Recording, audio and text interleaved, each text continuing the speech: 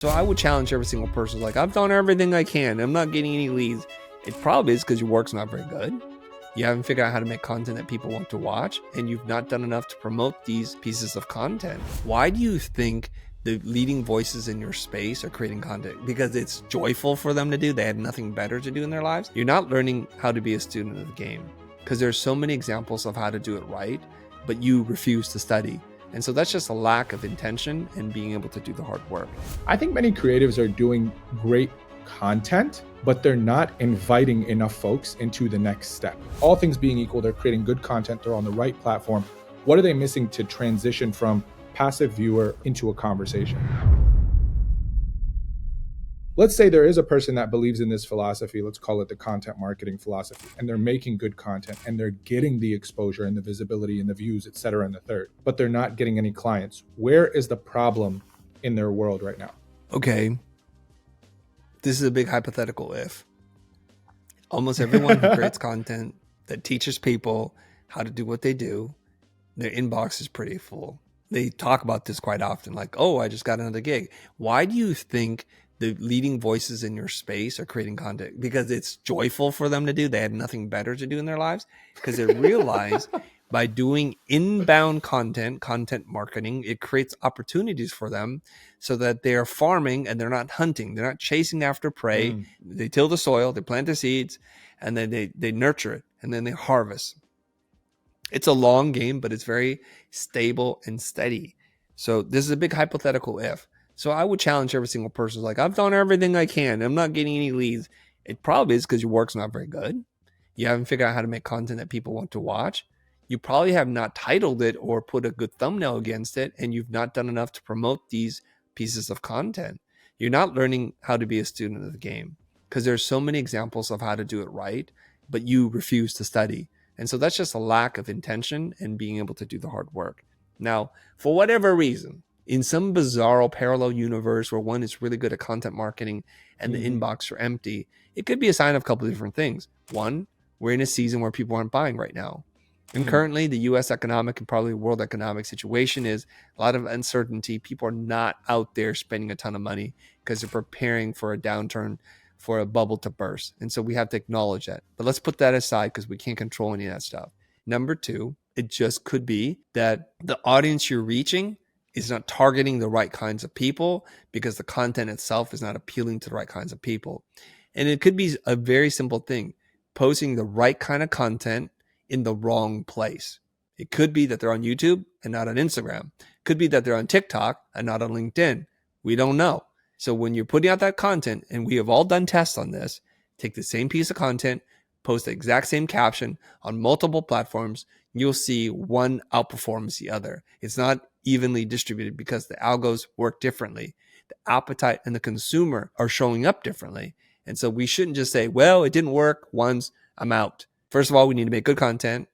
We need to distribute it on multiple channels. It's called omni-channel content distribution. This is what we need to do. We need to pay attention.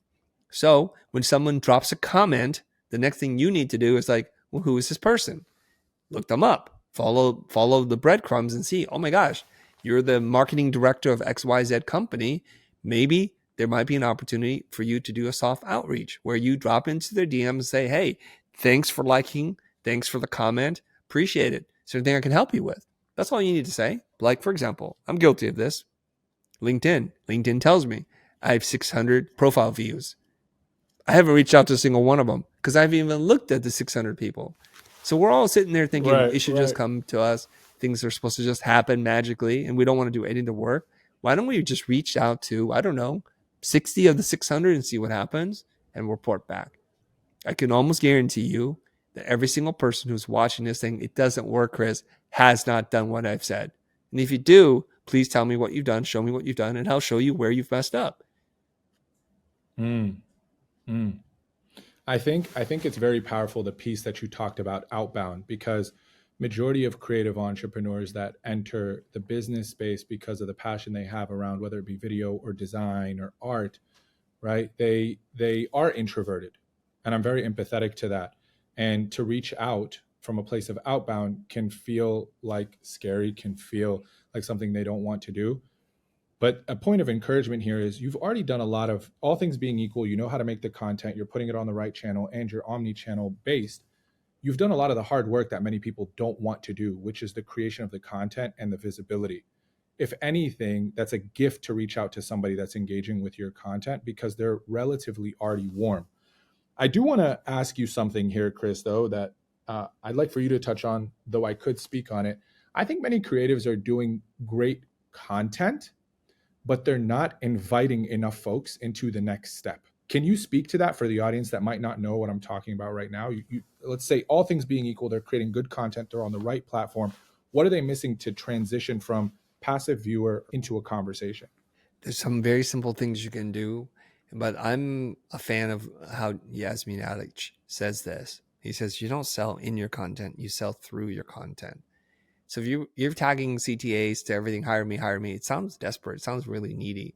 If somebody sees something good and you're able to demonstrate your expertise through the work that you share, naturally people are like, oh, I didn't know this person can mow lawns like that. I didn't know this person details cars on weekends. I didn't know any of this. So what they do is they go to your profile. This is where most people screw up. So your profile is like a mishmash of generic phrases that you put together. You're not letting me know I do this and this is who I work with, or these are the benefits of working with me. Keeping your profile really clean, having up-to-date links. So when they click on that, you have one shot to make that first impression that they say, wow, this is really somebody I'd like to work with. There should be no disconnect from the online experience through your content and what happens when they touch your sales page or your landing page. And we all know this, and you can silently raise your hands. Check out your landing page right now. Probably looks like butt. Just saying, probably looks like butt. Probably looks like a WordPress template from 2008. That's my guess. It looks very amateur hour. There's no sense of messaging or processes, and you just don't look premium. So it's like, wow, great. Oh my gosh, now I'm scared. And you don't want to go from I want to hire you to I'm going to run for the door.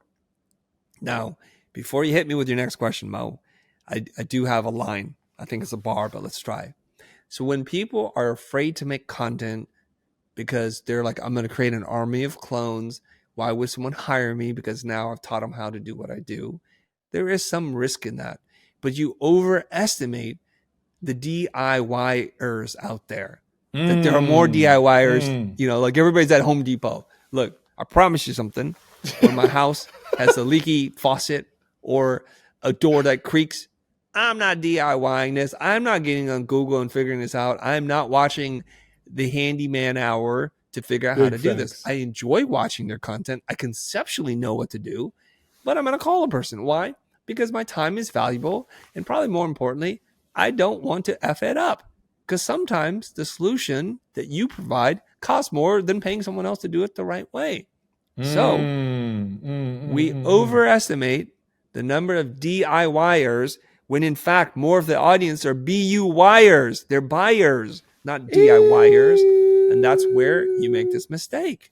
And I think that also tangents into something that, in my personal opinion, and please correct me if I'm wrong, many creative professionals miss. It's like, elevate the target audience that you're communicating to. Your overestimation on the DIYers keeping you in scarcity mindset, worrying that people are going to steal your thing. The BUYers, however you said it way better. No, BUYers, buyer. The BUYers are the more sophisticated, affluent client that want and think about opportunity cost. If I buy from you, you are going to allocate accuracy and save me time.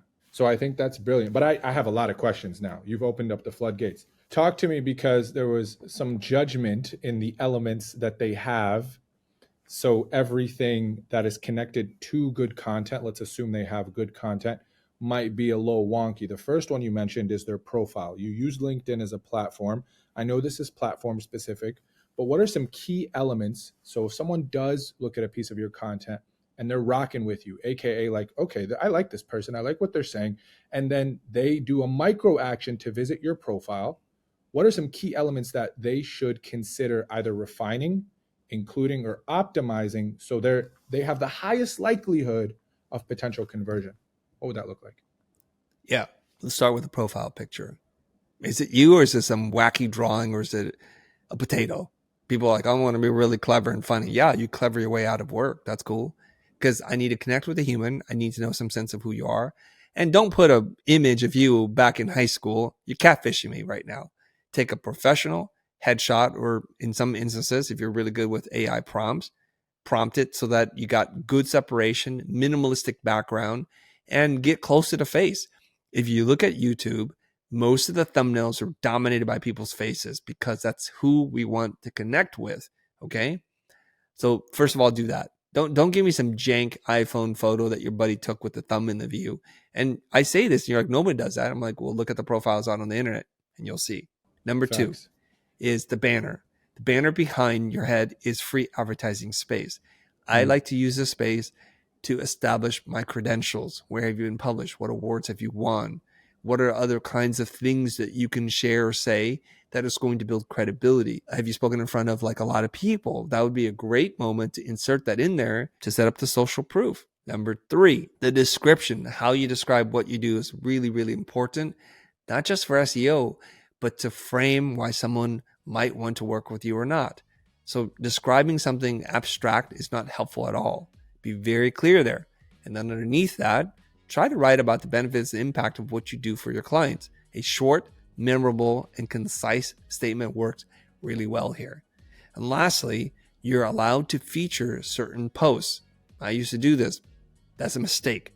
Those should be where your links are. So every offer that you have, use the feature to link it and upload a good thumbnail so that when people check it out, they kind of go down to that section. They can see the calls to action right there. And that's how you sell through your content, not in your content. If you've enjoyed this video, I want to remind you about Content Lab, something that I've launched, and it's designed to help coaches, content creators, and authors just like you create content that consistently cuts through the clutter.